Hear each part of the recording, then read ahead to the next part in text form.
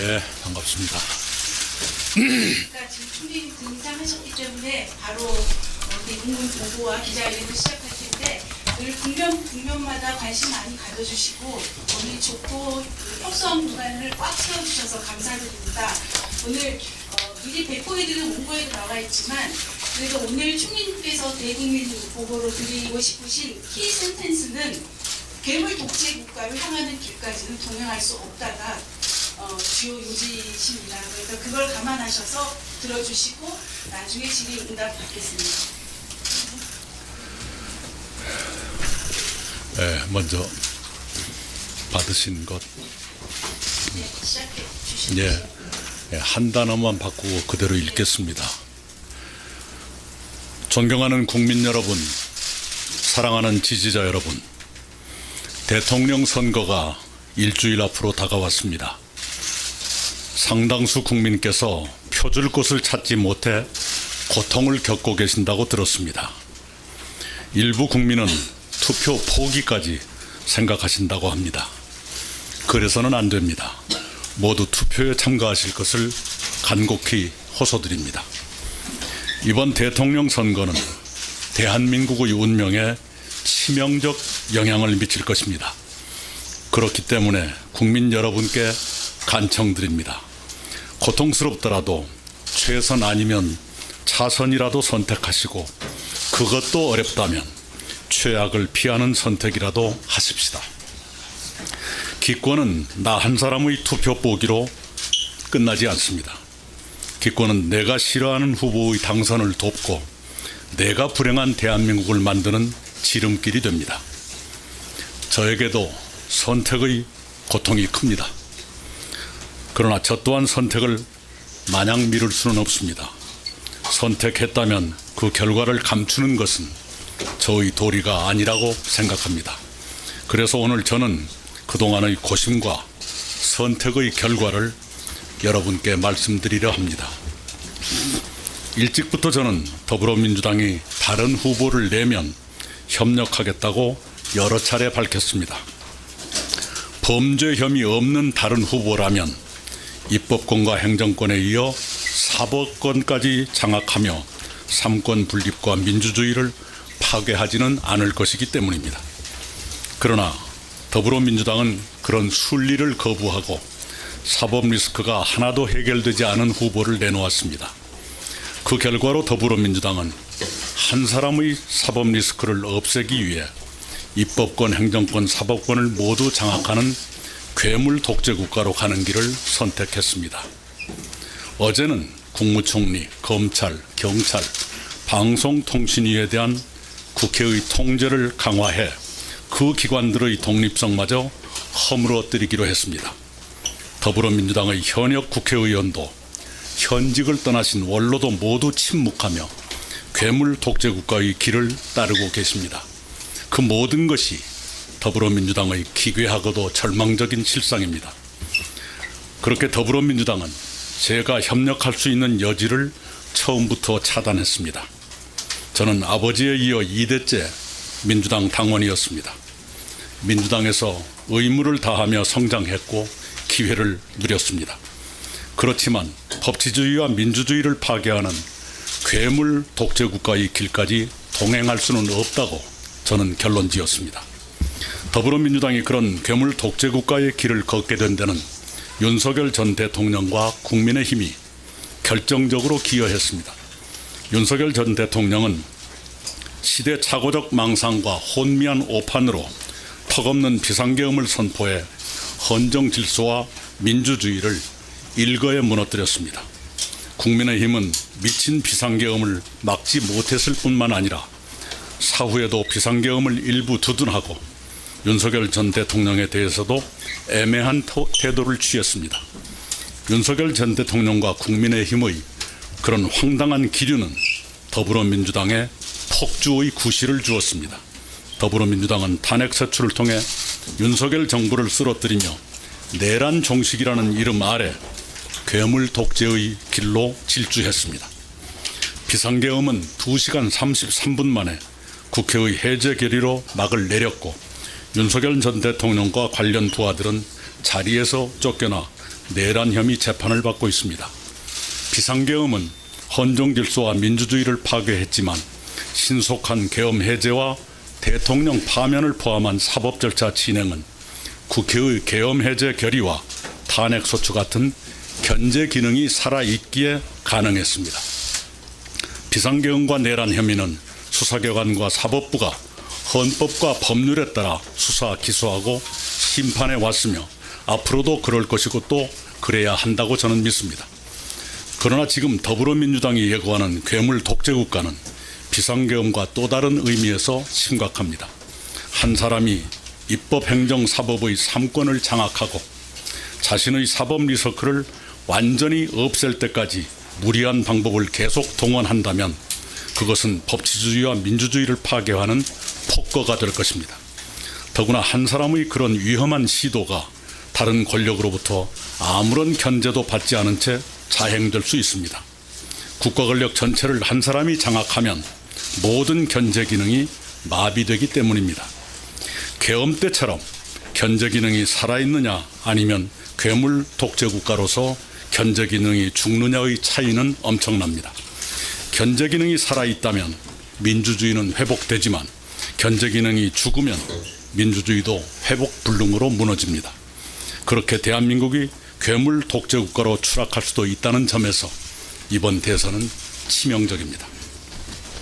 괴물 독재 국가 출현을 막는 일이야말로 대한민국이 당면한 최대의 숙제가 됐습니다. 저는 괴물 독재 국가의 출현을 막기 위해 나름대로 노력해 왔습니다. 그와 관련해 저는 김문수 후보의 거듭된 요청으로 어젯밤에 그를 광화문 제 사무실에서 비공개로 처음 만났습니다. 김문수 후보와 저는 괴물 독재국가 출현을 막고 새로운 희망의 제7공화국을 준비하는데 각자의 방식으로 협력하자는데 원칙적으로 합의했습니다. 우리 두 사람은 국민 통합을 위한 공동정부 구성과 운영, 제7공화국 출범을 위한 개헌 추진 협력, 2028년 대선 총선 동시 실시를 통한 대통령과 국회의 임기 불일치 해소 및 3년 임기 실천 등에 원칙적으로 의견을 같이 하고 구체적 협의는 양당에 맡기기로 했습니다. 저는 비상계엄과 잇따른 대통령 파면에 대한 성찰로서 대선 이후에 국민의힘을 비롯한 정계의 대대적 개편이 일어날 것이라고 전망했고 그는 수긍했습니다. 저는 윤석열 전 대통령과의 결별을 거론했고 그는 경청했습니다. 그는 저에게 선거 지원을 요청했고 저는 괴물 독재국가 출현을 저지하기 위한 저 나름의 노력을 계속하겠다고 응답했습니다. 김문수 후보와 저는 대학교 동기생으로서 지내온 시대를 함께 회고하고 정리하기도 했습니다. 김 후보는 저와 같은 날 같은 대학교의 다른 단과대학에 입학했으나 졸업은 그가 저보다 20년이나 늦었습니다. 그는 학생 시절부터 고통스럽지만 정의로운 노동운동가의 길을 걸었고 제적과 옥고를 치렀습니다. 그는 부인과 함께 노동운동을 계속했으며 그 후에 국회의원 3번과 도지사 2번을 지냈지만 지금까지도 봉천동의 25평 국민주택 아파트에 산다고 합니다. 그에게는 제가 수용하기 어려운 면도 있습니다. 간간히 돌출한 그의 극단적 인식과 특정 종교인과의 관계가 특히 아쉽습니다. 그럼에도 불구하고 그의 치열하고 청렴한 삶의 궤적과 서민 친화적이고 현장 밀착적인 공직 수행은 평가받을 만하다고 생각합니다. 특히 평택 반도체 단지 조성처럼 멀리 보는 정책의 결정과 추진은 아무나 하는 일이 아닙니다. 무엇보다도 당장 눈앞에 닥친 괴물 독재국가 출현을 막는데 그가 가장 적합한 후보인 것은 분명한 사실입니다. 그래서 저는 저의 한 표를 그에게 주기로 했습니다. 이상으로 오늘 보고를 마칩니다. 감사합니다.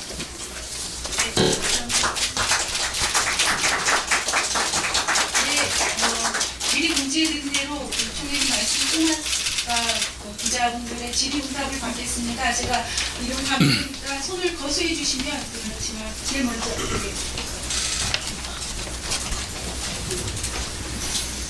네, 안녕하세요. 연합뉴스TV 문승욱 기자라고 합니다. 네, 2주 전쯤에는 대선 과정에서 이제 아무도 듣지 않겠다 이렇게 말씀하셨다가 입장을 바꾸게 된 결정적인 계기가 좀 궁금하고요. 김인석 이제 의원이 민주당 소속 김인석 의원이 조금 전 브리핑에서 두 사람의 정치적 결합이 무슨 정치적 의미가 있냐 마이너스 시점짜리 연합이다 비판했는데 이에 대한 입장 부탁드립니다. 네, 저는 불출마 선언을 하면서 이렇게 말씀을 드렸습니다. 저는 출마하지도 않고 다른 사람의 선거를 돕지도 않겠다. 그러나 대한민국의 위기를 경고하고 개헌 같은 대안을 제시하는 일은 앞으로도 계속하겠다. 이렇게 말씀드렸고 오늘의 제 발표는 바로 그 계속하겠다고 하는 저의 일의 연장선상에 있다고 생각합니다. 두 번째, 늘 남을 그렇게 비방만 하는 사람들의 코멘트에 일일이 대꾸하고 싶은 마음이 없고 그럴 가치도 없습니다.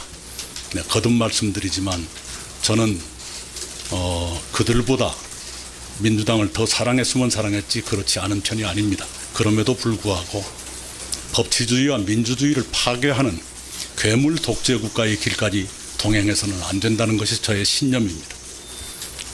사람들은 여러 경우가 있습니다. 윈스턴 처칠 전 영국 총리는 당적을 한번 바꾼 적이 있지만 그는 이렇게 말했습니다. 어떤 사람은 당 때문에 신념을 바꾸지만 나는 신념 때문에 당을 바꿨다라고 그는 말했습니다. 자, 다음 언론인 네.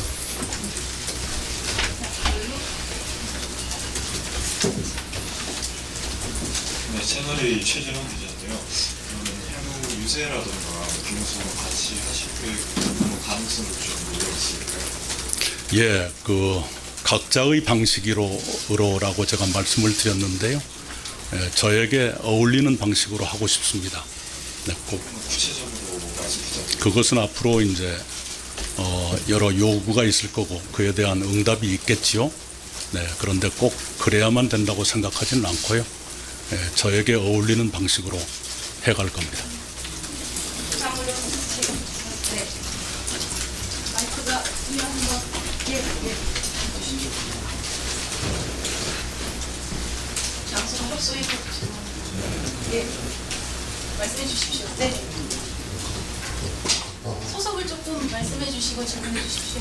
그래서 한겨레 이슈를 보니까 계속 지금까지 비상계엄을 거부하는 것으로 보고있는데 지금 국민의힘하고 김문수 후보는 비상계엄에 대해 비상계엄 사과하는데 좀 충분한 노력을 보인다고 생각하시는지 궁금하고 그리고 어제 만남에서 김문수 후보에게 윤석열 대통령과의 전역에 얘기하셨는데 경청했다라고 말씀을 해주셨는데 어떤 반응이셨는지 어떤 의미에 대해서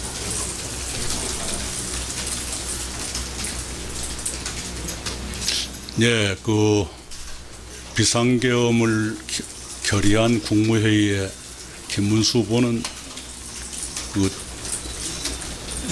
연락을 받지 못했고 참석도 못했다고 저는 알고 있습니다. 그리고 그 뒤로 일관되게 반대해왔다 라는 말을 저는 들은 바 있습니다. 그리고 두 번째가 뭐였죠? 윤석열 전 대통령. 예,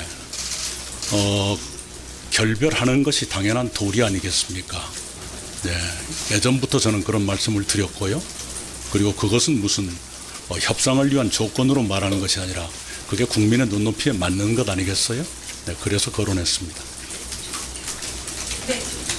저기 바로 옆에 있는 저기 윤성범 사장님. 먼저 예.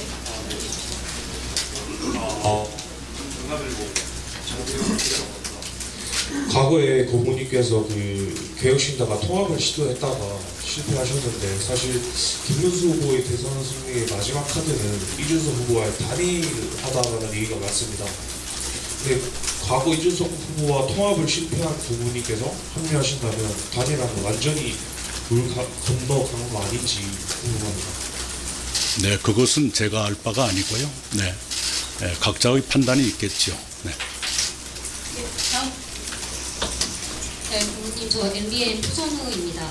이번 연대가 고모님 개인이 아니라 새미래민주당 전체와의 연대인지가 궁금하고요. 그리고 이게 선거 결과와 상관없이 향후에도 계속 유지가 되는 건지 궁금합니다. 선거가 끝나더라도. 우선은 제가 연대라는 말을 한 번도 안 썼을 거예요. 제 아들이 고대를 나왔습니다. 예. 그 문제는 당이 판단할 일이라고 생각합니다. 제가 일일이 당에 대해서 이러쿵저러쿵 지시하고 있지 않습니다. 예, 그리고 선거 이후는 또 선거 이후에 맞게 판단해야 되겠죠. 네. 네, 다들 계셨으면 예, 주십시오. 이대일의 김현영입니다. 그 개헌 관련 입장 중요하다고 말씀하셨는데 지금 국민의힘 선대위에서 윤상현 의원 등 이제 탄핵에 반대했던 분들을 앞세우고 있는데 그럼에도 불구하고 개헌과 선을 긋고 있다고 보시는지 궁금하고요. 두 번째는 이후에 국민의힘에 합류하실 계획도 있으신지도 궁금합니다. 공동이라는 것은 따로라는 것을 전제로 하지 않나요? 공동이 아니고 합류하면 그건 단일 정부지요. 그렇지 않습니까? 네. 네. 그리고 계엄에 대한 또는 탄핵에 대한 입장 차이는 있었겠지요. 네. 그러나 그것이 대선을 지나가면서 자연스럽게 해결될 수 있다고 저는 보고 있고요. 네. 지금 선거 일주일을 앞두고 그것 청산부터 하겠다고 덤비는 건 효과적이지 않다고 생각합니다. 네, 다들 계셨고. 네, 연합뉴스 김현수 기자입니다. 인터넷 김문수 후보 지지에 대해서 부모님 개인의 판단을 하신 거고 또 당은 당에서 판단할 일이라고 하셨는데요. 이게 부모님이 생각하시기에 앞으로 당대당 합당도 가능하다고 보시는지 입장 부탁드립니다. 그건 동지들이 판단할 일이지만요. 그렇게 가지는 않을 거라고 예상을 합니다. 네, 거듭 말씀드리지만 공동이라는 것은 둘이라는 걸 전제로 하는 거니까요. 그렇죠? 네. 네, 다들 계셨습니다. 또 다른 질문 있으시면 거수해 주시기 바랍니다. 네. 네, 뉴스원 김재무사입니다. 그 개헌 추진을 위해서 설치하는 정부부처에서 국민의힘이나 새미래민주당 정당 인사들이 장관으로 임명하겠다는 내용이 해석사에 포함되어 있을 것 같은데요. 납득받은 장관직 임명과 관련한 이게 그런 얘기는 전혀 듣지 못했고요. 저 또한 거론하지 않았습니다. 답이 되셨을 거라고 봅니다. 또 다른 언론님들 거수해 주시기 바랍니다. 그러면 다 답이 된 것 같고요. 오늘 우리 총리님 마지막 말씀, 마무리 말씀을 듣고 정리하도록 하겠습니다. 예. 이미 제가 회견문을 통해서 말씀드린 바와 같이 저는 더불어민주당이 범죄 혐의 없는 다른 후보를 내기를 기대했고 그러면 협력하겠다는 얘기를 여러 번 했습니다. 만약 그랬더라면 지금 같은 괴물 독재 국가의 출현을 걱정해야 되는 사태는 오지 않았을 것입니다. 그 점에 대해서 몹시 안타깝게 생각하고요. 민주당이 저에 대해서 섭섭하게 생각하기 이전에 지나온 일 왜 그렇게밖에 할 수 없었던가 그걸 먼저 되돌아보는 것이 민주당다운 일이라고 생각합니다. 그런데 그런 기류마저 멸종했다는 것이 지금 민주당의 절망적인 현실입니다. 그리고 그 이념이나 정책 노선에서 여전히 저는 민주당의 DNA를 가지고 있지만 민주당의 DNA 속에는 삼권을 장악하고 괴물 독재 국가로 가는 것은 거기에 포함되어 있지 않다고 저는 믿고 있습니다. 근데 어쩌자고 이렇게까지 되고 있는지 거기에 대해서 민주당이 깊은 성찰을 할 필요가 있을 겁니다. 저 같은 사람 비난한다고 해서 민주당이 좋아지는 것이 아닙니다. 네, 오히려 성찰하고 어떻게 앞으로 개선할 것인가를 고민하는 것이 옳은 일이지 맨 그런 식으로 자기들 가는데 조금만 보조를 같이 하지 않으면 무슨 나쁜 사람인 것처럼 하는 그게 바로 민주당의 비극입니다. 네. 네, 이상으로 오늘 긴급 기자회견을 마치겠습니다. 급하게 마련된 일정이었음에도 불구하고 이렇게 자리를 내주셔서 감사드리고요. 고맙습니다. 안녕 돌아가십시오. 많은 관심 부탁드리겠습니다. 아니 그런데 말이 끝나지 않았는데 중간에 잘라가지고 죄송합니다. 네. 저희는 그렇게 세력이 많은 건 아닙니다. 그러나 양당과 비교해서 외롭지만 저희들이 정당한 명분을 갖고 있다고 믿습니다. 네, 그래서 저희들은 민주주의 파괴를 막기 위한 마지막 균형자의 역할을 이번에 하고 있다 이렇게 생각을 합니다. 역사는 저희들의 외로운 노력, 저희들의 고투를 평가해 줄 날이 올 것이라고 생각합니다. 네, 진짜로 마치겠습니다. 네, 고맙습니다. 고맙습니다. 감사합니다. 네, 감사합니다.